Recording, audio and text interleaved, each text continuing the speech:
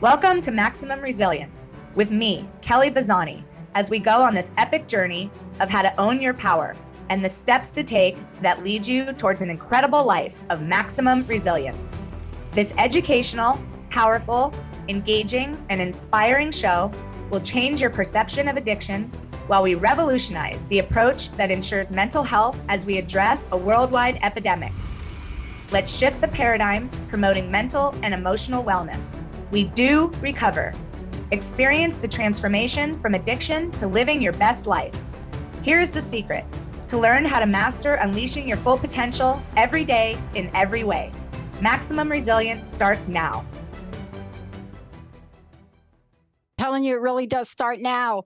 I'm Dr. Pat, and I don't know how much longer, Benny, I'm going to get the honor of sharing this platform with the most amazing certified coach, beyond even that, the creator of Maximum Resilience, Kelly Bazzani. Now, but today is one of those days we get to do it. When I think about people, here's what I think about. I love the people that I get to work with and hang out with. I love the people that are so committed and dedicated to helping this place be a better world, that they show up 125 million%. That's like a number, Benny. But they also show up with powerful messages. So for a show like today, for all of you, if you don't know who Kelly is, you're going to find out today. Besides having a master's in psychology, a certified master life coach, facilitator, content creator, the most amazing person when it comes to understanding I'm going to call it the travel log of addiction and recovery. I love that term. This is what you're going to get today. And because of the nature of the show and the depth and the breadth of what we do, it is also translatable and also transcendent to a conversation today that mindfulness matters. Jessica and I were just all over this a few minutes ago, but I didn't quite explain it. So Jessica's running the show today, so she'll get to hear it. Today, mindfulness matters, the importance of agreements in mastering consciousness. Kelly, right? Yeah. Right? All right. So let's start with the conversation about the topic. And how did this hit you? And let's set us up for what people can expect in the show, because this is like a super powerful thing today. Yeah. Thanks, Dr. Pat. I'm super excited about today's show. So Dr. Pat and I are going to speak today about one of our favorite topics. I'm going to say and follow it up by referencing one of our most favorite books, treasured books, and author Don Miguel Ruiz. It's one of the first assignments I give my coaching clients is I give them the book, The Four Agreements, along with my spirit animal, Brene Brown, her Gifts of Imperfection. But we're going to outline the four agreements today. And we're going to put a dynamic spin on how keeping these agreements can result in changeable outcomes, positive or negative, Dr. Pat. We're going to talk about that, favored or not. And what is the impact of keeping these agreements? So how many of you guys wonder out there why you break agreements? That was a really big struggle for me early in my recovery, and especially when I was in my addiction and my alcoholism. So why this is so powerful is that this addictive behavior, because it is an addictive behavior, so we're going to put a little spin on that for you guys today. This can shift on just being mindful and present and staying conscious, and the actions you can take in your life. So we always think of mindfulness as meditating on a rock or umming to a Buddha mantra, which is great. I do that as well. You can see me with my little bracelets on. I have my little chakra bracelets on, so we're not dismissing that at all. But I want to ask, we always think of this, and I want to ask the audience, how many of you are taking a picture with your family or taking a picture with your significant other, and somebody just walks right in front of the camera, right? Raise your hand. And how many of you are laughing because you yourself have done that? Raise your hand, because I've done that as well. So I just want to ask you, how does that apply to addiction? And that's what Dr. Pat and I are going to kind of tackle that today, because I want to ask the audience, how many of you know exactly why you drink or use substances? Exactly know why. And I just want to have everybody kind of sit with that for a second, because I'm going to kind of take you through the steps using the 4 agreements today. Dr. Pat and I are going to do that because we can't recover until we are mindful and conscious of what we're recovering from, because we go unconscious. And I don't mean like unconscious, like asleep unconscious. I just mean we go unconscious and we break agreements. So I shared a little bit of my story last episode in Mindset Matters. Today we're doing Mindfulness Matters. And I want to share a little bit more before we get into this, Dr. Pat, that I broke my back lifting a patient when I was a critical care nurse in 2006. I underwent 8 spinal surgeries until 2013 that led to my addiction. And so for me, I was just existing. And I initially used it for physical pain, but then I noticed, and I was mindful and aware that I was using it for emotional pain. And so same thing for alcohol. It was fun until it wasn't. So how did that shift? Right? So I went from using, thinking about using, recovering from using, to in my mindfulness and keeping agreements to myself and others, to growing, thinking about growing, or resting my body and mind from a huge growth and transformation. So when we're mindful and keeping agreements to ourselves and others, we reduce stress, we enhance performance, we gain insight and awareness through observing our own mind, and we increase attention to others' well-being. We can suspend judgment and unleash our natural curiosity about the workings of the mind and approach our experience with warmth and kindness to ourselves and others. Yeah. So that's going to be like the boom of our show today, is going through each one of these agreements and how it applies to our addiction and how we can become mindful and keep our agreements throughout each step. So I'm super excited to be doing this with you, super excited to take us through each one step by step, using my own personal examples in my addiction and recovery to help guide everybody, no matter what stage you're at. And let's do this. I'm super excited. Look, I love Don Miguel. I actually will call him a friend. And so of his children. You know, he was one of the first interviews I did when I very started. And so can we just recap where we are? For those of you that don't know the 4 agreements, let me get you there. The 4 agreements, this is the title of the book. It is a book. It's available paperback, Kindle, audiobook, spiral bound, anything you can imagine, you can get it. The 4 agreements, a practical guide to personal freedom. See that? Now, right, Kelly, in recovery, we talk about freedom. This book, just on Amazon, sold has over 83,000 ratings, just on Amazon. And this is why we're talking about it, because Kelly, you got to fill me in on this. This is one of these books, every time I talk about it, I say, I've read it. I've even said to Don Miguel, has anybody been able to do these 4 agreements other than you? Right. And what I realized in his answer to me was, how did he say it? He talked more about it being a journey and about the intention of it, because that's where the growth is. What are your thoughts on that? And let's get to the first one, right? Yeah. Okay. This is a tricky one. This one, right? Let's get to the first one. Be impeccable with your word. Yeah. And we'll get to, that's the thing. People look at that. I use it as my Bible, right? I have gone and dove into that book hundreds of millions of times, because the goal is not to do it perfectly. And we're going to talk about that in our last segment, which is always do your best. Yep. You're never going to perfectly be impeccable with your word. You're never going to perfectly not take things personally. But the goal is to just do your best with all of these agreements. So thank you for prefacing with that. Yeah. So the first one that we're both giggling about is being impeccable with your word. That's the first one we're going to talk about, right? And Don Miguel says, with that first one, being impeccable with your word is the correct use of your energy. And I love when he talks about that, because we talked about this in our first show, like where your attention goes, your energy flows.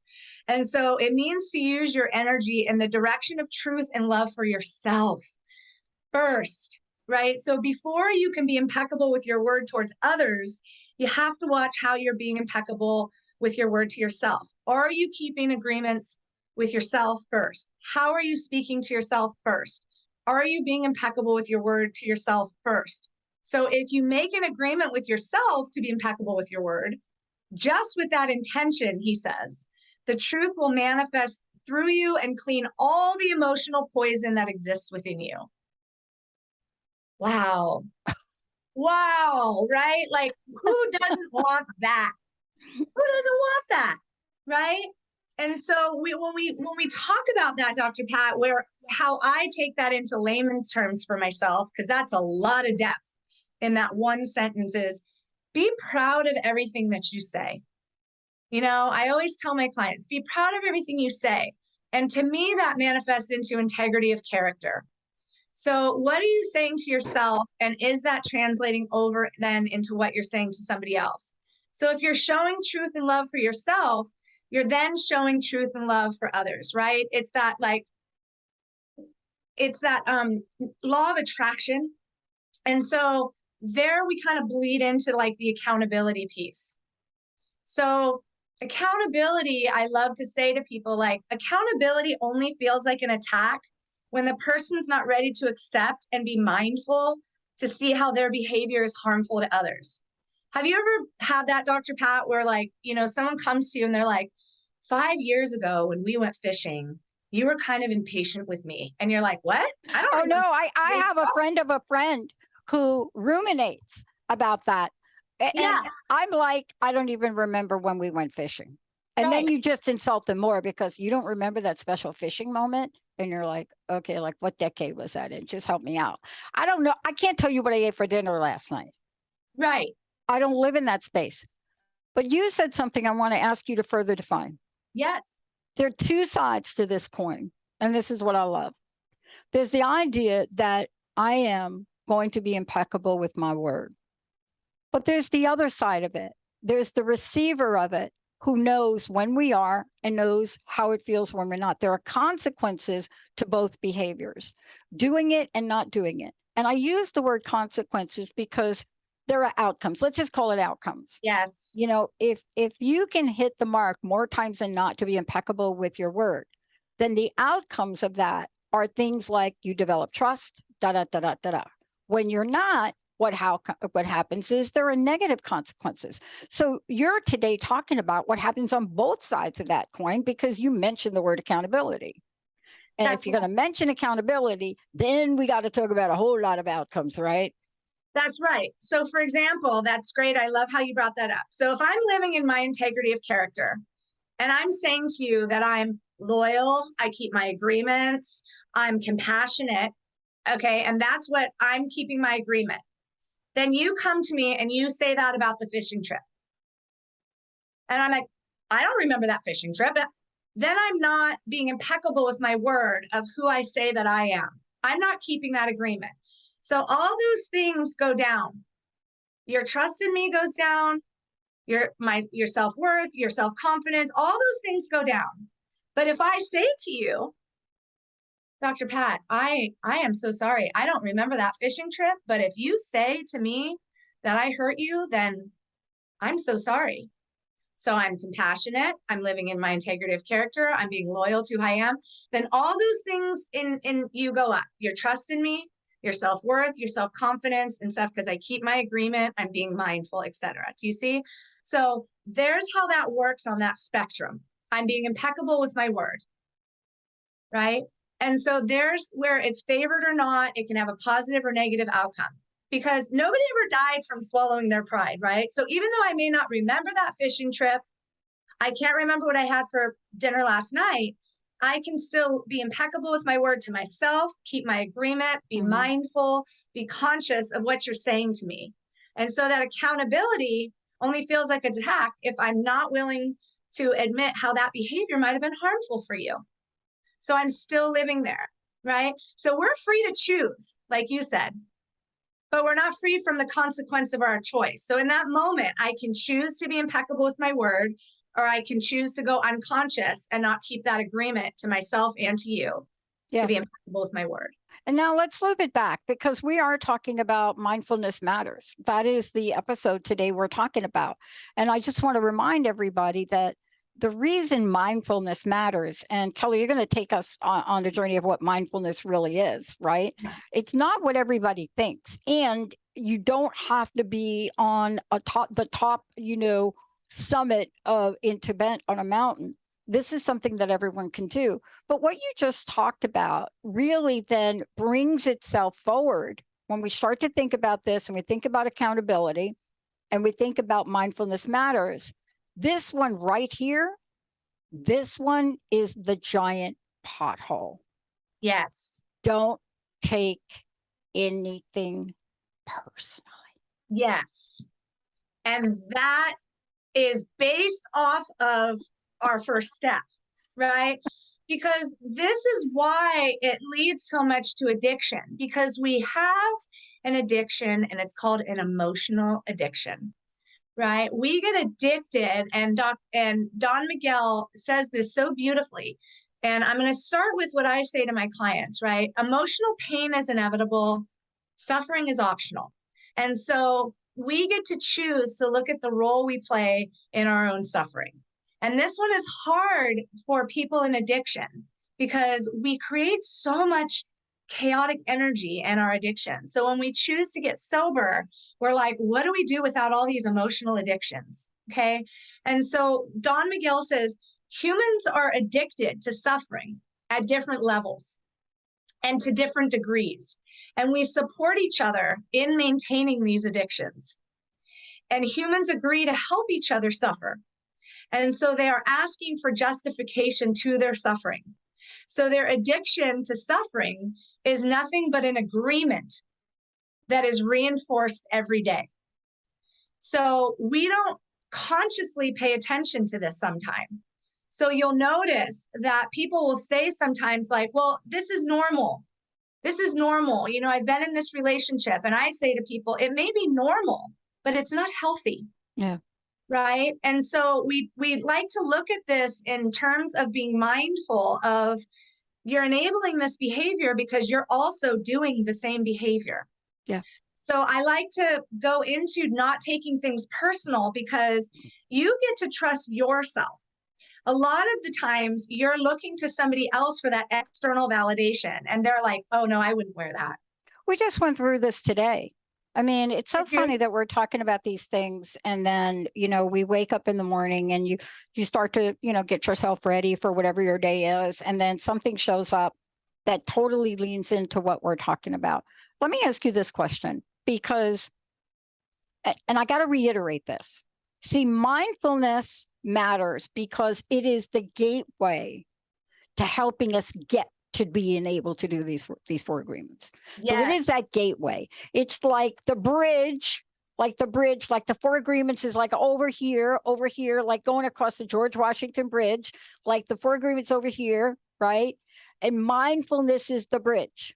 Yes. And what you got over here is everything but the four agreements, right? Okay, Yes. So like 0 over here agreements, and then the four agreements, and the bridge is mindfulness matters, right? Yeah. And the reason I want to ask you about this, because talk to the nature of when we take things personally, because in addiction and recovery, this is a thing.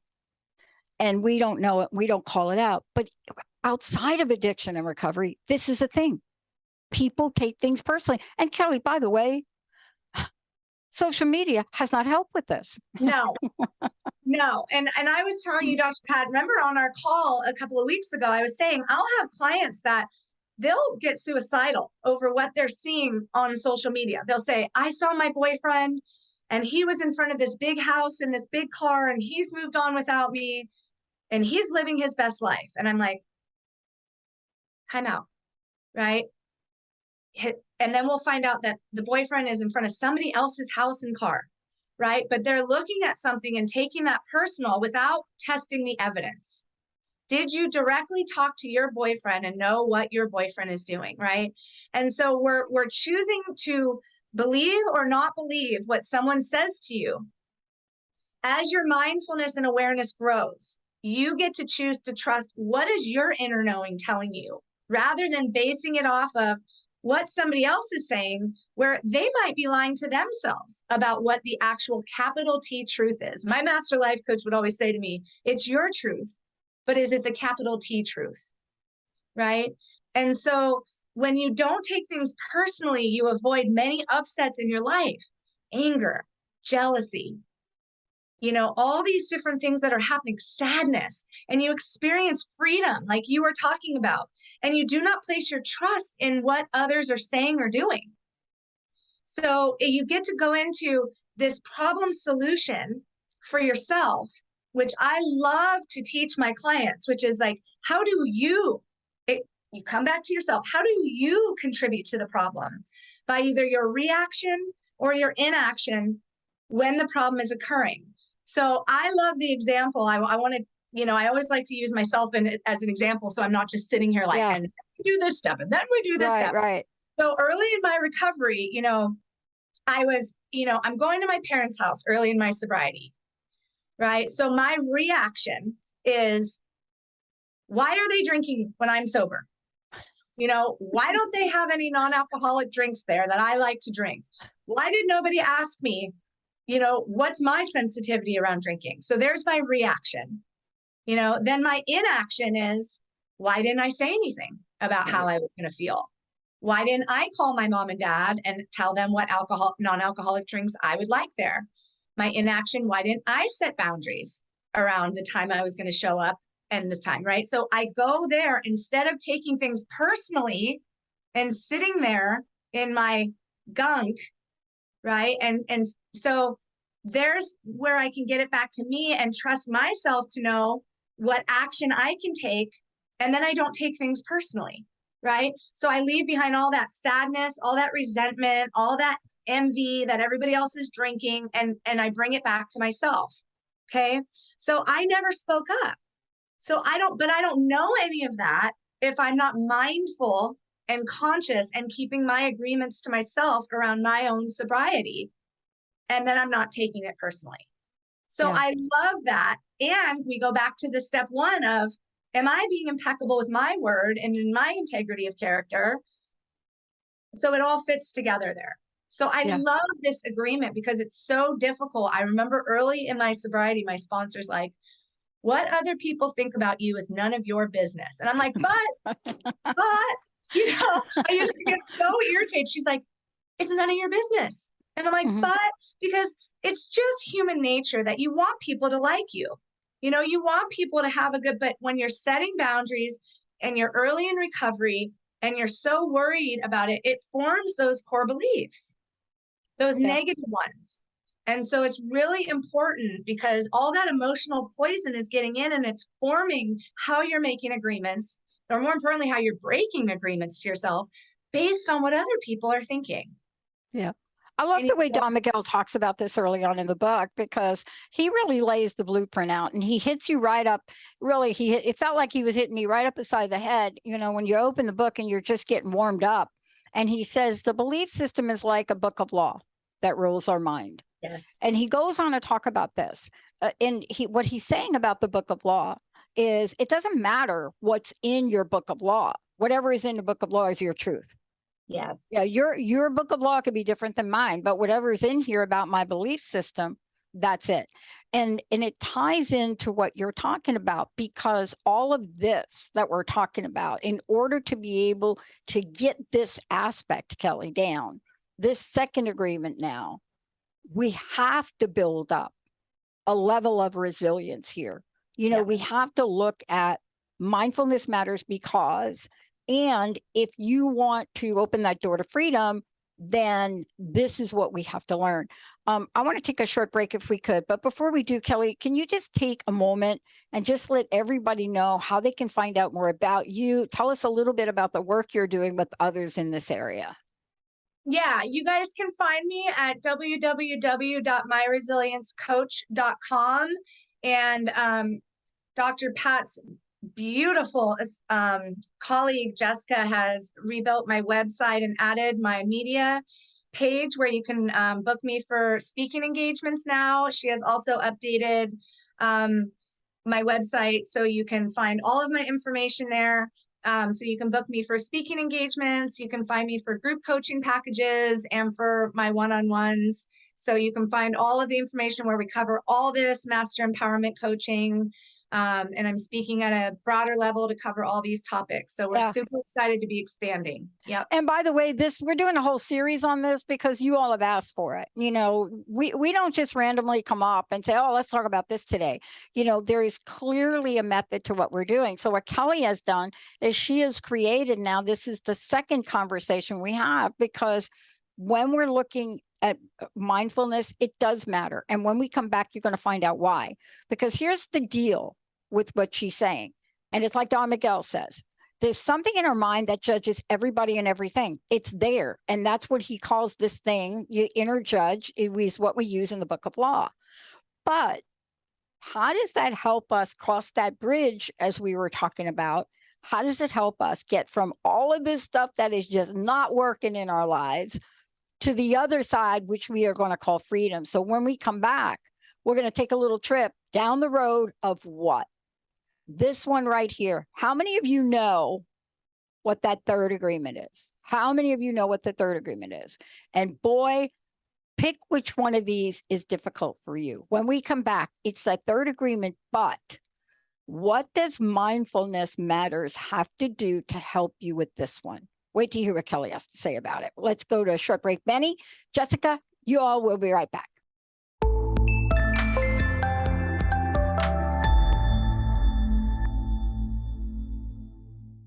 Hey, everybody, welcome back. It's so great to have all of you tune us in and turn us on. And just want to remind everybody, you are listening to Maximum Resilience with Kelly Bazzani. And I'm Dr. Pat. I get to take a little bit of this journey with her for the moment. Kelly is bringing to the conversation mindfulness. Mindfulness matters. That's the conversation today.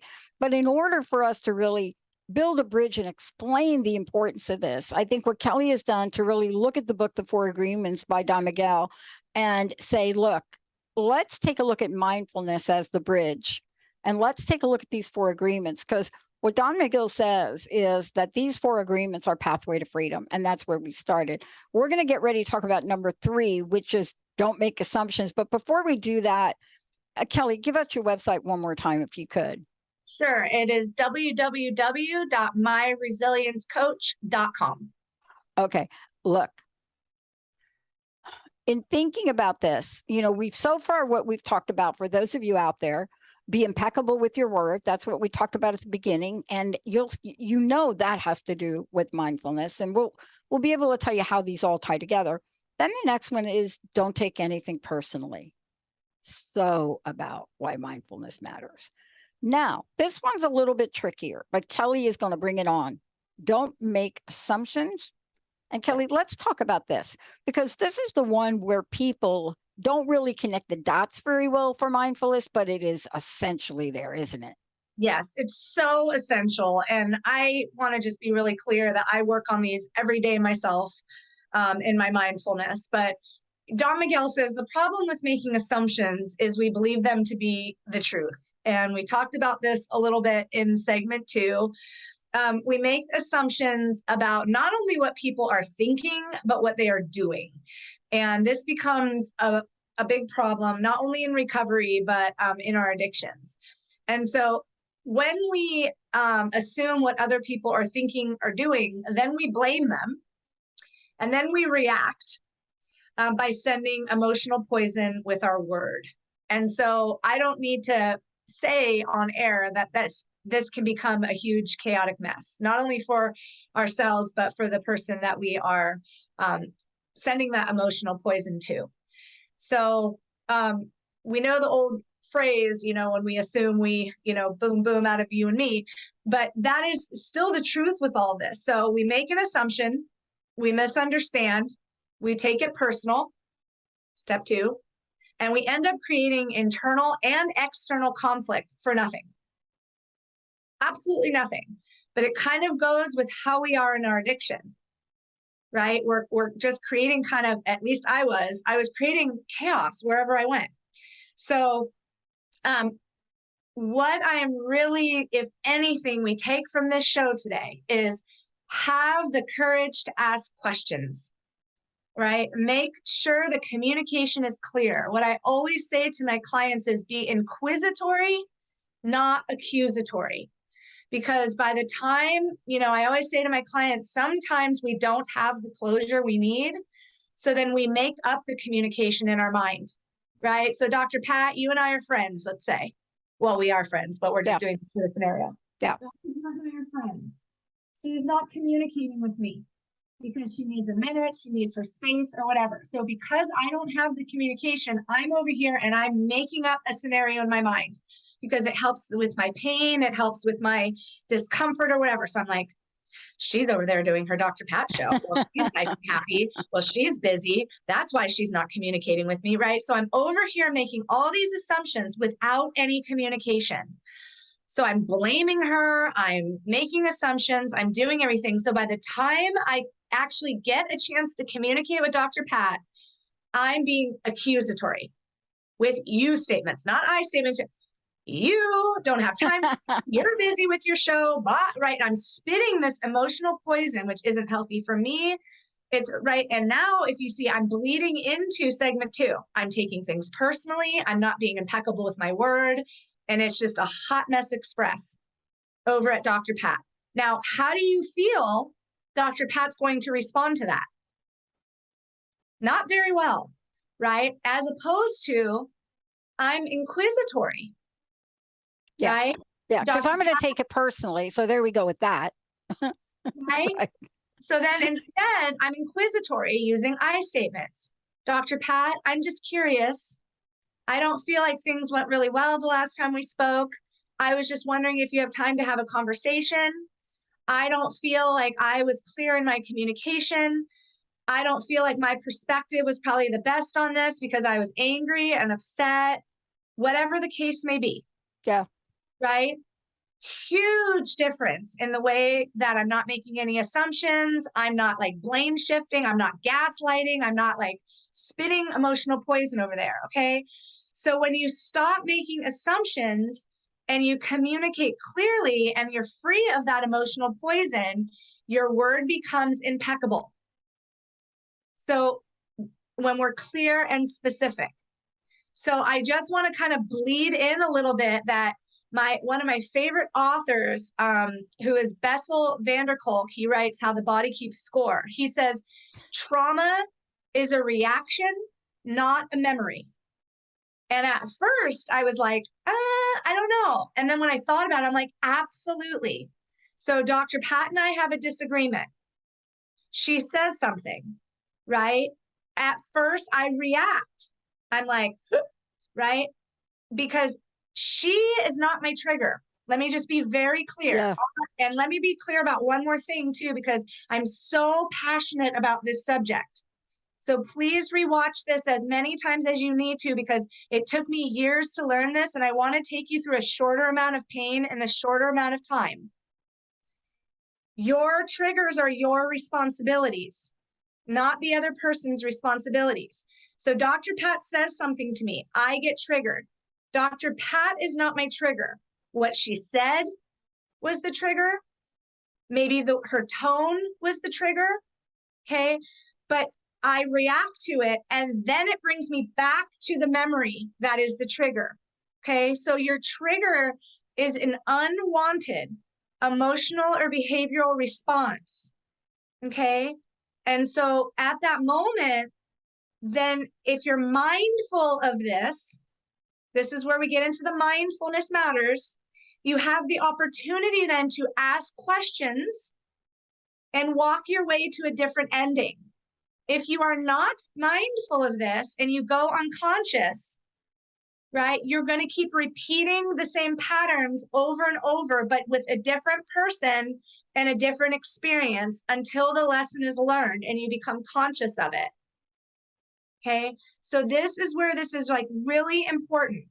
So I want to give a personal example, Dr. Pat, unless you want to add. No, let's do it. Let's do it.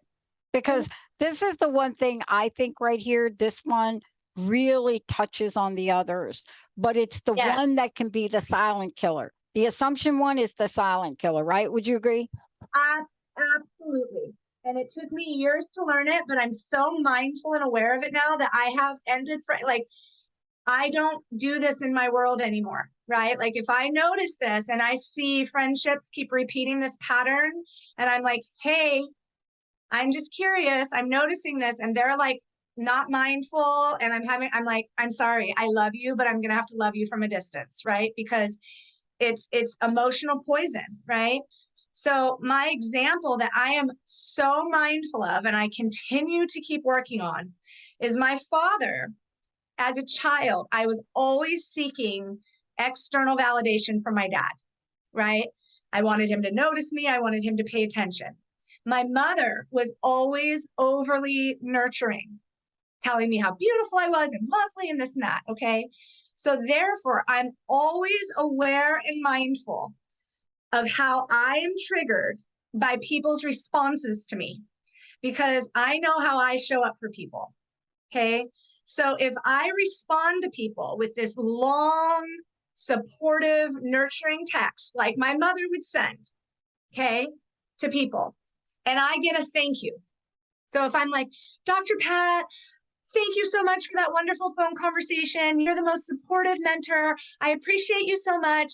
Like my mother would send to me, and I get a thank you from you, like my dad would send when I was a kid. I am aware and mindful of how that is triggering for me. Okay. So I need to be aware of how it triggers my need for my dad external validation trigger. Yeah. Okay. So I can't assume or take it personal that just because I didn't get a long, nurturing text back from you, that you don't love me just as much as I love you. Yeah. Okay. That is an example of that. So, but that is my responsibility. That I can't wait and take that personally and just wait for you to send this long nurturing text. So the next time we get on a Zoom, I'm like, Yeah. And it's tricky ground, isn't it? Because what you're talking about really has to do with our own introspective, evaluation we do of ourselves. yes. And the reason we have to do that is because you cannot expect other people to understand the personality styles of every single person that they're up against. And although I will tell you, I have learned a little bit more that there are some people, all they want is a thank you and do not give me 3 sentences. And, you have to really understand this. Some days, and we're going to talk about this next, some days you may be right on spot with doing it. But let me ask you this question. Yep. There's an important reason why we're talking about this. Because if you don't get these down right now, there is a behavior that you will take which will either get you to freedom or get you to victimization. Yeah. It is a get you to move on a path to recovery, or you will be back in where. Yes, you're absolutely correct. And that's what I was referring to. At some point, when you keep getting the same results that you've been getting, you have to take a look at that and go, I'm the common denominator in either the victim mindset where I continue to keep feeling powerless over people, places, and circumstances, or I've stepped into my power. And in that example you just gave, that's okay if you're one of those people that need more than 1 or 2 sentences. But it is our responsibility to ask for what we want and need and make a request. Oh my gosh, I just went through this crazy over the stupidest thing this weekend. I can't mention the name on air, but I go to this one pizza place to get their salad. And the salad that I get is not even on the menu anymore. And I'm like, what? Instead of that Greek salad, which I love, and then you can put your own stuff in it. And I get a giant one and it like lasts me and I have it like with other stuff, right? It's like this delicious like Greek salad thing. And I go to order and it's like, wait, you replaced my Greek salad with like some salad with strawberries in it? Are you kidding me? But you see where you go. And then I go, oh, you can't order the Greek thing online. So then I go in and I'm like, okay, can I have the Greek salad? Because it's like not on your menu anymore. And they say, that's right, it's not on our menu anymore. And I'm like, well, can I have the Greek salad? But it's not on our menu anymore. And so you could see the dialogue, right? Yep. Then I have to get the mindfulness gene that kicks in. Yes. And I say, okay, can you build me a salad that was like that Greek salad? Yep. Yes. Do you Don't see call that it the Greek example? salad. I don't care what you call it. Yeah. Just give me a gigantic thing that they make of that salad. But you could see that in that moment, that could have went really sideways. And that's a simple little thing, Kelly. Absolutely. But you see how you just like went through the steps we were talking about. So there was a problem, you had a reaction, and you had some inaction, right? You're like, ugh. But then you went in and you were inquisitory instead of accusatory. I'm just curious, can you build me a salad? Like the Greek one. Like the Greek one? You weren't like, you're an idiot. You don't have the, you know what I'm saying? Like, so you're mindful and you keep in alignment. You're impeccable with your word about who you are as a person. How do I want to show up? I want to be proud of everything that I say. Right. But if you go in and you're like, my perspective is the only perspective, I'm sorry, I don't agree with you, you're going to keep getting the same results you've always gotten, which is not good. Yeah. Right. But that leads to this last thing, which really is important in all of this, because the next part of that conversation with the salad was, well, can you tell me what's in the Greek salad? And like, this is the person that makes the salads. Yeah. Can you tell me what's in the Greek salad? Okay, because it's not on the board anymore. It's like, I don't know where the Greek salad went. And they got all their stuff in front of them. And I said, I had that moment. See, always do your best. Yes. Always do your best. Yes. And I said to him, because I was studying for this show, I said, you know, I will try my best. I will do my best to do that. And off we went. But see, this is it.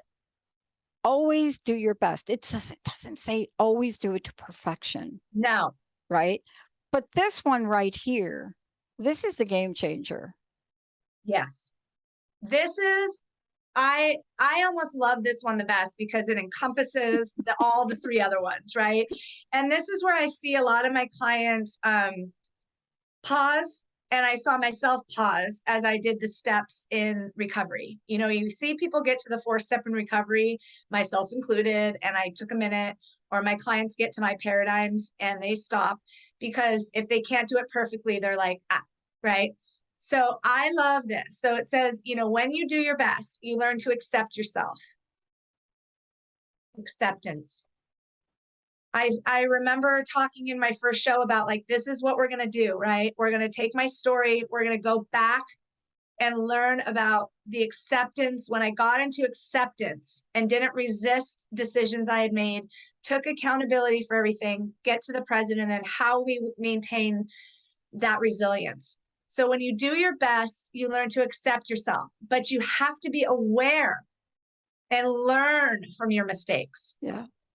People don't want to look at their mistakes. They're like, right? And a great example I want to give, Dr. Pat, is for anybody that has children or have been around children or things like that. I myself don't have children, so I like to use the example of this. But when you have children and your child comes up to you and they're like, mom, mom, mom, mom, mom, mom, mom, mom, right? Like, what's going to happen if you don't acknowledge that child?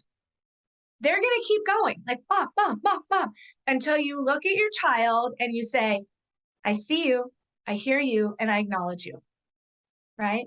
And then your child's going to go play and they're going to do their thing and they might come back and go, mom, mom, mom, mom. And then you acknowledge, I see you, I hear you. That's like your mistakes. Okay. Yeah. Well, Yeah. Until you look at them and you see, I see you, I hear you, I acknowledge you, right? They might come back, right? But that's what I really want to encourage people to do, because the more you resist it, whether it be a physical ailment, whether it be a mistake you made, whether it be a pattern you keep repeating, whether it be your addiction or alcoholism, put your arm around it, embrace it, and be like, you're part of me. I love you. I accept you. And boom, right? Because the minute you start doing that, you learn to accept yourself, all of you. Well, So, let's talk about this in terms of recovery too, because I know you're going to give us a page out of the big book. oh yes. Okay. So because what I hear you saying is the word accept. So I want to get to acceptance, because Don Miguel doesn't say it, but acceptance is built in each one of those 4 agreements. And it's also built in, this idea of mindfulness matters is it matters because it gives you a neutral place to go. It doesn't mean you're not going to ruminate about fears and things, right? That's not what it means. But let's talk about this thing called acceptance, because this now applies whether you're in recovery or not in recovery. This right here, what we're about to talk about. Go ahead. Tell us about it. All of it. So learning from your mistakes means you practice, look honestly at the results, whether they're good or bad, and keep practicing. So that right there will increase your mindfulness and your awareness. So doing your best is taking the action because you want to. I need to make that very clear, because you want to and love it. Not because you're getting an award, expecting a reward or an accolade, because then you have an expectation. And I want to get into that, if you have an expectation and don't enjoy the action, then you're going to meet that resistance. And it becomes a have to instead of a want to or get to. And it leads to a resentment.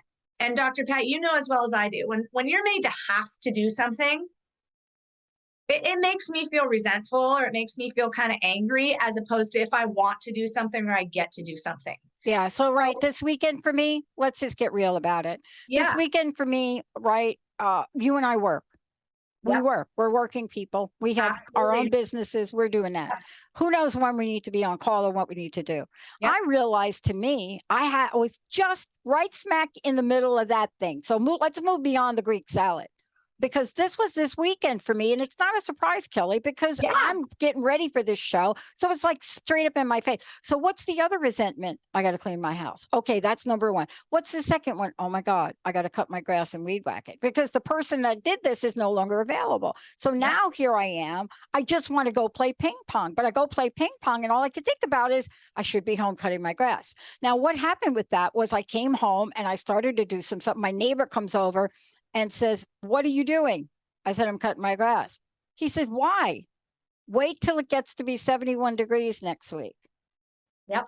And I said, you know how fogged up my whole thinking was? Because why? Resentment was driving me. Yes. Over cutting the grass, which half of it is burnt out already, people that live here, and then cleaning my house. And you know what? I don't mind cleaning, Kelly. Kelly, look, I know how to clean with the toothbrush from grandma. But here's what I want to say. You got to take this away now, because I couldn't get someone to come to take care of this for me. Right. But boy, let me just get a resentment about it. That's better. That's right, because you get on an autopilot, right? So action is about living fully. Inaction is the way that we deny life. So if we're doing our best, the first 3 agreements will only work if you do your best. Not perfectly, Dr. Pat, not on autopilot thinking you got to be your own CEO, lawnmower, weed whacker, table tennis player. Okay. So I'm a weed whacking table tennis player. Right. And I do the same thing. That's why I'm saying it to you, so we can both listen to our own words of advice here, right? Routine habits. This is what I'm going to say to you. Routine habits are too strong and firmly rooted in our minds. That's why you were doing what you were doing and I'm doing what I'm doing, right? So don't expect that you will never take anything personally. Just do your best. Don't expect that you will never make another assumption, but we can certainly do our best. Don't expect that you will never make, another assumption. Oh, I already covered that. I guess I'm saying it twice because that's the one I need to work on. Just get it in there. Right? So if we are mindful and do our best over and over again, we will become a master of transformation. That is what I want to take home here, right?